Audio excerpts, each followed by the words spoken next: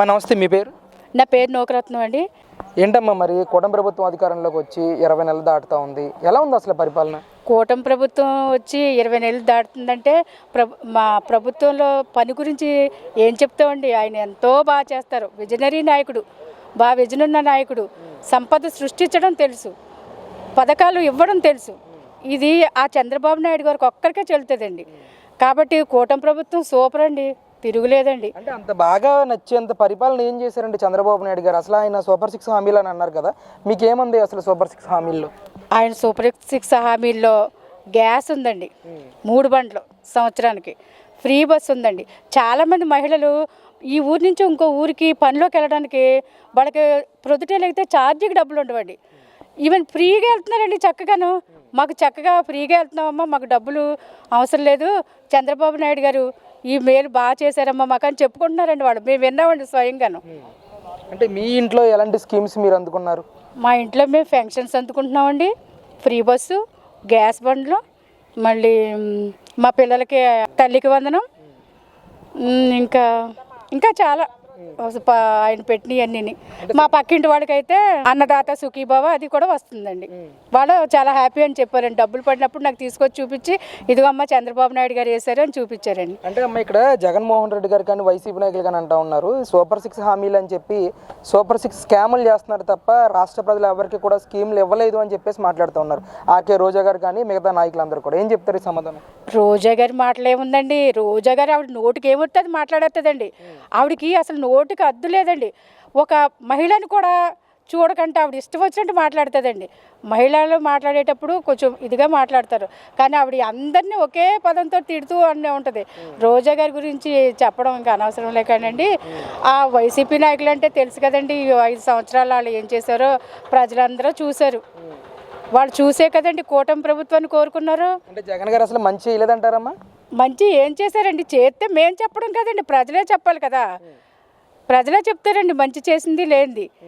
అది కూటమి ప్రభుత్వం మంచి చేసింది కాబట్టి చంద్రబాబు నాయుడు గారు కూటమి ప్రభుత్వం వైపు ఉన్నారు. ఆయన మంచి చేశారో లేదో ఆయనకే తెలియాలి. అంటే ఆయన అంటున్నారు, నేను ఇంకా మంచి చేశాను, మంచి ప్రజల్లోనే ఉంది. కూటమి పరిపాలన చూసిన తర్వాత, చంద్రబాబు నాయుడు చూసిన తర్వాత ప్రజలు ఇప్పటికే ఒక ఇదిలో ఉన్నారు. రేపు మళ్ళీ మన 2029 ఎలక్షన్ వస్తే మనల్నే గెలిపిస్తారు, జగన్ ఉంటే బాగుండన్న ఆలోచనలకు వచ్చేసరి ప్రజలని చెప్తున్నారు జగన్మోహన్ రెడ్డి. లేదండి, ఏమీ లేదు. అలాగా ఆయన భ్రమలో ఉన్నారేమో. కానీ ఇప్పుడు ఆయన 3 రాజధానులు అన్నారు. కాదు అది ఏదో మావిగాని అన్నారు, అది కాదు అని ఏదేదో చెప్తున్నారు. అలాగ ఒక్క దాని మీద స్టాండ్ అయి ఉండాలి కదండి. ఇప్పుడు రాజధాని అన్నారు చంద్రబాబు నాయుడు, అమరావతి స్టాండ్ తీసుకున్నాడు ఆయన. ఇప్పుడు ఈయన కూడా అప్పుడు 3 రాజధానులన్నీ బిల్లు అది పెట్టేసుకున్నాడు కదా. అప్పుడు 3 రాజధానులు పక్కకు పోయినాయి. మళ్ళీ తర్వాత ఇప్పుడు ఏదో ఇంకో పేర్లు మార్చమని ఇవన్నీ కాకుండా ఏదో ఒక స్టాండ్ మీద ఉండాలండి. ఆయన మాటలోనే తేడా జనాలు గమనించారండి. అంటే మీ అభిప్రాయం ఏంటమ్మా? ఇప్పటికే అమరావతిని ఏకైక రాజధానిగా ప్రకటించారు, అది బిల్ అసెంబ్లీలో కూడా అలాగే పార్లమెంట్లో కూడా బిల్ పాస్ అవ్వడం జరిగింది. ఎలా అనిపిస్తుంది అమరావతి ఏకైక రాజధానిగా ఉండటం వల్ల? ఒక 5 సంవత్సరాలు రాజధాని లేకుండానే గడిచిపోయిందండి ఆంధ్రప్రదేశ్. ఇప్పుడు రాజధాని వస్తుందంటే ప్రతి ఒక్కరూ చాలా ఆనందంగా ఉన్నారండి. ఇప్పుడు బిల్లు ప్రవేశపెట్టింది, అది బిల్లు పర్మనెంట్ అయిపోయింది. ఇక దానికి తిరిగి ఉండదండి. ఇంకెవరైనా మాట్లాడుకున్నా ఇంకా ఈ మాటల్లోనే ఉంటాయి కానండి. బిల్లు ఓకే అయిపోయింది అక్కడ.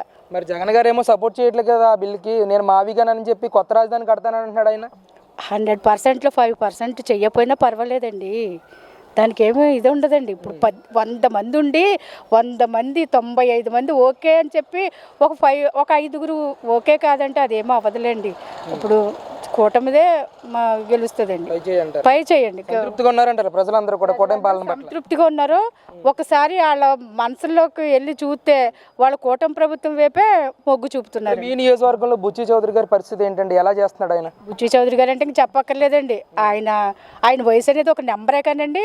ఆయన ఇప్పటికీ కుర్రోడి కింద మాతో పాటు మాకన్నా ముందు నడిచేస్తాడు ఆయన.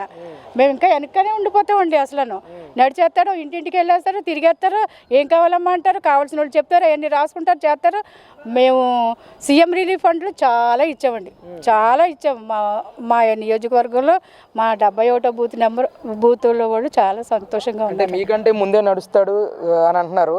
డెవలప్మెంట్లో కూడా అలాగే ఉందా పరిపాలన ఇక్కడ? సూపర్ అండి. మా రోడ్లు అన్నీ బాగున్నాయండి. ఇప్పుడు రోడ్లు, డ్రైనేజీలు, కాలువలు అన్నీ సూపర్గా ఉన్నాయండి.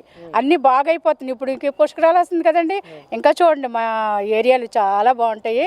చాలా బాగుంది, చాలా పరిపాలన ఉంది. బుచ్చి చౌదరి గారికి ఇంకా అసలు తిరుగులేదండి. మళ్ళీ మళ్ళీ మళ్ళీ మా అన్నయ్య గారే రావాలి.